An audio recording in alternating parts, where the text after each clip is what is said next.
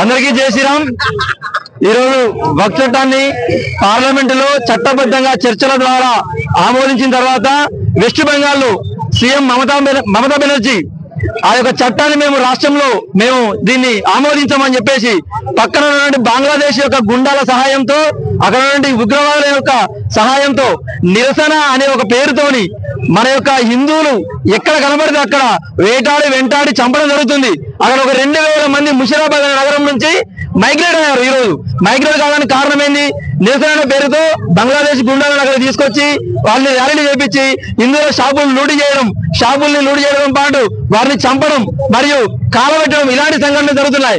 మరియు అక్కడ గోవింద్ అనే ఒక వ్యక్తి 50 సంవత్సరాల ఒక వ్యక్తిని షాపులో అతని పని చేసుకుంటే హిందూ అయినందుకు అతను చేసిన కర్మ ఏం పాపం అతని ఎవరిని తీసుకొచ్చి మూకుమ్మడిగా ఒక 200 మంది దాడి చేసి చంపడం జరిగింది। మరి ఒక సంఘటన చందు అనే వ్యక్తిని మూకుమ్మడి దాడి చేసి ఇద్దరిని చంపడం జరిగింది। వారి యొక్క కుటుంబ సభ్యులు 18 మంది అక్కడి నుండి మైగ్రేట్ అయి జార్ఖండ్ కు పారిపోవడం జరిగింది। దానితో పాటు ఆ ముషిరాబాద్ నగరంలో 2000 మంది హిందువులు ఉన్న ముల్లే మూట సర్దుకొని రాత్రికి రాత్రి పక్క జిల్లాలకు పారిపోవడం జరిగింది। ఈ సంఘటన అక్కడ వెస్ట్ బెంగాల్ ప్రభుత్వం కావాలని బంగ్లాదేశ్ యొక్క ఉగ్రవాదుల సహాయంతో నిరసన పేరుతోని హిందువులను ఊచకోతకు వస్తుంది।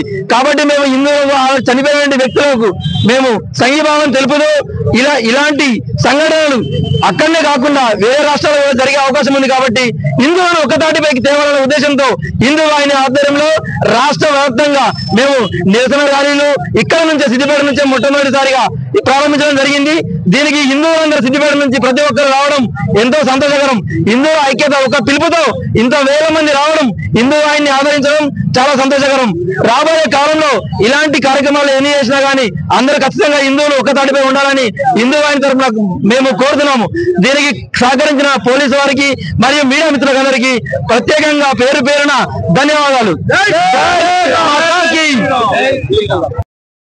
అక్కడ రాకుండా పశ్చిమ బెంగాల్లో మమతా బెనర్జీ రాష్ట్రపతి పాలన విధిస్తే తప్ప ఈ యొక్క మణిపూర్ లో జరిగినప్పుడు కుహనాలో కొంతమంది లౌకికవాదులు అందరూ ప్రెస్ ముందుకు వచ్చి మాట్లాడడం, ట్యాగులు చేయడం, సోషల్ మీడియాలో పెట్టడం, మరి ఈ కుహనాలందరూ ఎక్కడికి వెళ్ళారు?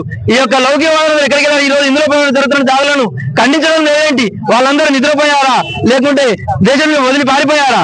ఈ రోజు హిందువుల పైన మాత్రం జరిగినప్పుడు మాత్రం ఎవరు నోరెత్తారు? వేరే వర్గం వారి మీద జరిగినప్పుడు మాత్రం అప్పుడు అందరికీ గుర్తొస్తుంది, లౌకికవాదం గుర్తొస్తుంది, అన్ని గుర్తొస్తాయి। ఇప్పుడు ఏమైపోయారు? అక్కడ ఖచ్చితంగా సెక్యులర్ వాదులు అని పేరు చెప్పుకునే కొన్ని మేధావులు ఇప్పుడు ఖచ్చితంగా బయటికి వచ్చి హిందువుల పైన జరిగిన దాడులను ఖచ్చితంగా ఖండించాలి। అక్కడ మమతా బెనర్జీ యొక్క ప్రభుత్వాన్ని రద్దు చేసి రాష్ట్రపతి పాలన మణిపూర్ లో ఎలా పెట్టారో అలా పెట్టాలని మేము హిందూ వాహిని తరఫున కోరుతున్నాం। జై శ్రీరామ్।